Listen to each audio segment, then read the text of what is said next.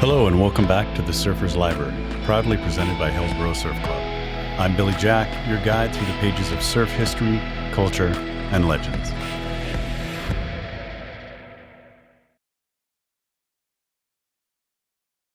Today I'll be reading a story called The South Swell. It's the first chapter from the book Big Wednesday by Denny Aaberg and John Milius.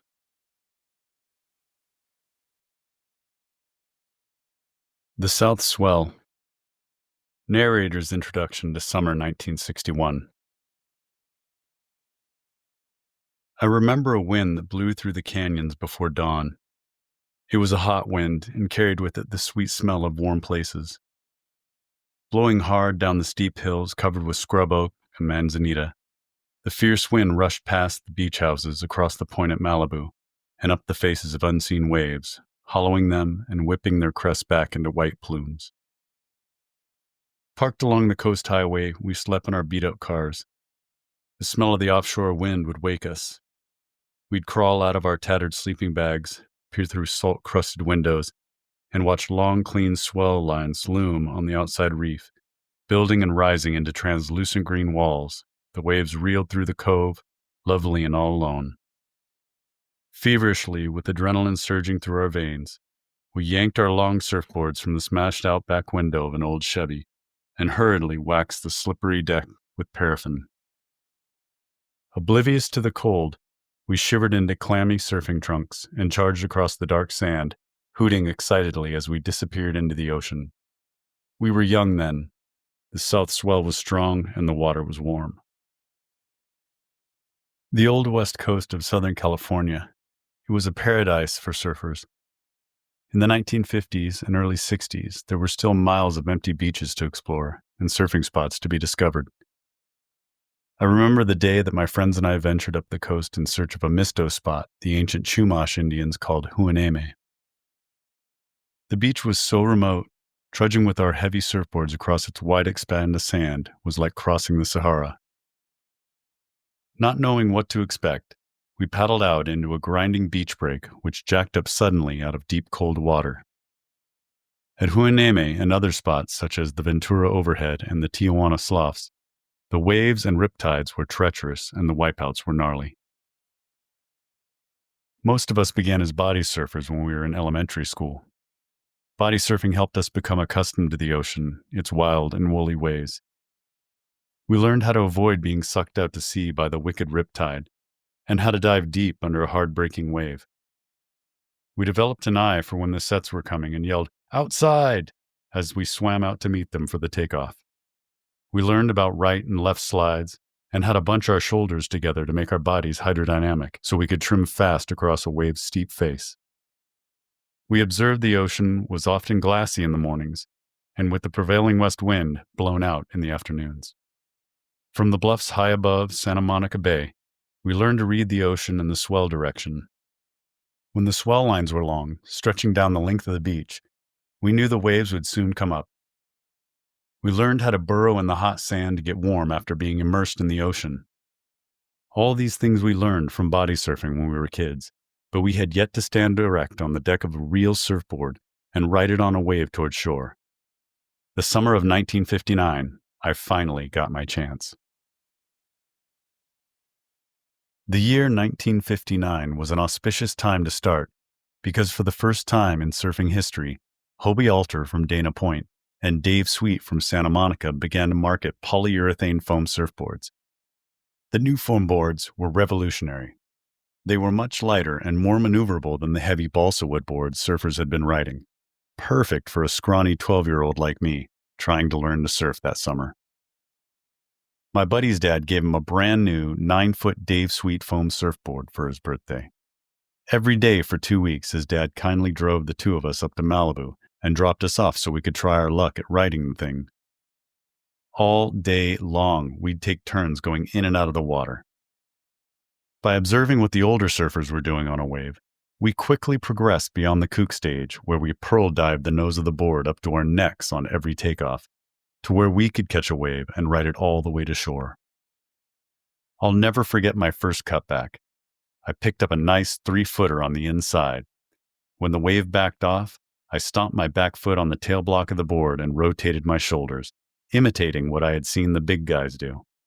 The board suddenly swung around beneath my feet, back towards the breaking curl. I felt as though I was standing on top of the world, and the entire coastline was zipping by below me. It was an incredible feeling. I was hooked on surfing for life. The summer of 1961, everything came together for us. There was less hustle and bustle back then. Folks were easygoing. Nobody was in a big rush. That summer, my friends and I felt right in the world. Maybe it was our innocence and naivete that made us so carefree. But still, there really was a spirit of optimism permeating the atmosphere. We weren't concerned with the past or the future. We lived for the moment. We lived only for the sun, the beach, and the waves. Most of us were delighted President Kennedy was in the White House.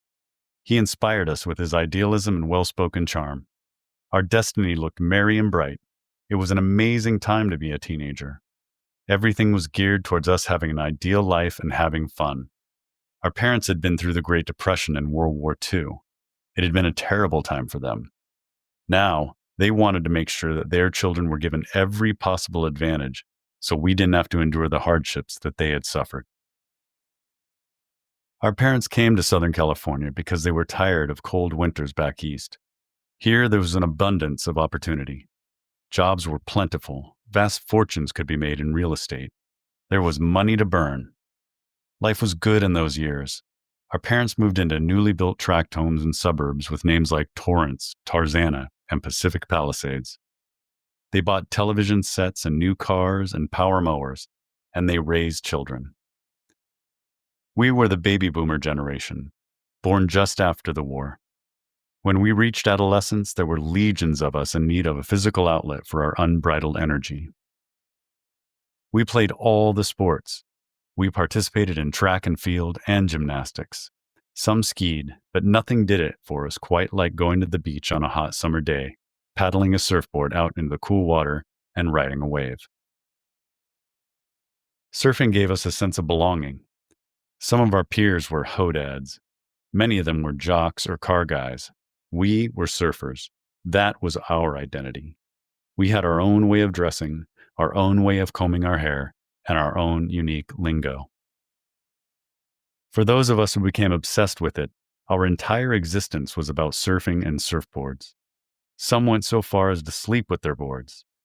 In school, instead of taking copious notes, we'd doodle in our notebooks and draw stick figures of surfers arching and crouching on waves. After John Severson began publishing his Surfer Quarterly magazine in 1960, we'd pace by the mailbox the day it was scheduled to arrive. When we finally got our sweaty palms on the mag, we read it cover to cover, memorizing every page. Often, after coming home happy, surfed out, and sunburned from being at the beach all day, we'd race down to the Santa Monica Civic Auditorium and watch the latest 16mm surf movie by Bud Brown, Grant Roloff, or Dale Davis. Our parents couldn't understand our obsession with surfing. They figured it was just some frivolous fad and that we'd soon grow tired of it. They didn't know we were in love with something much larger. What had us in its grasp was nature in her finest display. The vast ocean individualized as a breaking wave, this mighty, watery force that rolled toward shore and toppled over with tremendous vigor. It offered us a chance to confront our fear. We harnessed its power, got deep inside of it, and raced up and down its sparkling face. But the surf is a fickle mistress. Sometimes she gave us her all. Sometimes she was gone altogether. She teased us, seduced us with her beauty. Always she beckoned us back for more. How could we expect our parents to understand all that? They were inlanders. They never went to the ocean. They never even wiggled their toes in the sand. How could they possibly understand how one could be transformed by dropping into a fast-breaking wave? I don't blame them for their skepticism. With surfing, there were no rules, no game. There was nothing to win, nothing to lose. It was just you and the wave. If you made the wave, great. If you didn't make it, too bad. We had nothing to show for our endless hours in the water, not even the tiny bubbles dissolving on the shore after a great ride. All that was left was the feeling of joy in our hearts, and for us, that was enough. By the summer of 61, a lot of us, now age 14 or 15, were good surfers. We were able to execute a drop knee cutback, do climb and drops, and cross step to the nose of the board. And we did it all with a casual style, usually patterned after one of our surfing idols. Malibu became our home break. When we came through the gate, we entered a private open-air sanctuary, a place where we could leave our worldly cares behind. We melded into the sand and became part of the seascape. The wave on the inside was our playground. We were so in tune with it, we became one with its rhythm. The year 1961 was an especially good summer for surf. Week after week, the South Swells rolled in, breaking with mechanical precision. At the end of August, an exceptionally large swell hit. Surfers from La Jolla and as far north as Santa Cruz drove through the night to ride the morning glass. We felt confident enough in our ability to paddle out into the lineup and watch the big names in action. Top surfers from San Diego, the South Bay, and Santa Barbara rode brilliantly. But it was our local heroes, Matt Johnson, Jack Barlow, and Leroy the Masochist, who really shined that day. They're the ones we tried to emulate. Once the young, hot up-and-comers in the late 50s, they were now the masters of Malibu. They had the place wired. Nobody could touch them. If I close my eyes and let my mind drift back to those sweet days of the summer of 1961, I can almost taste them. I smell the intoxicating marine air at Malibu. I feel the hot sun on my back. The cool salt water tingles on my tan skin. I hear my surfboard chatter against the face of the wave. Strands of kelp and the rocks shoot by below me. The crisp white curl peels past my head. Surfers paddling out hoot for my ride, their boards a myriad of colors against the green sea. The wave, the rocks, the coast, and the sky held for eternity, yet rushing by in an instant. Above all, I picture the three friends, Jack, Matt, and Leroy. Big Wednesday is really their story. It's about their time. Malibu is their place. They are the big names, the kings, our own royalty, and it's their last great summer.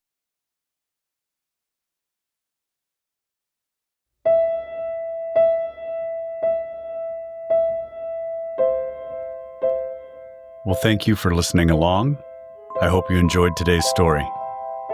Until next time, keep your stoke high and your bottom turns tight, and I'll see you in the lineup.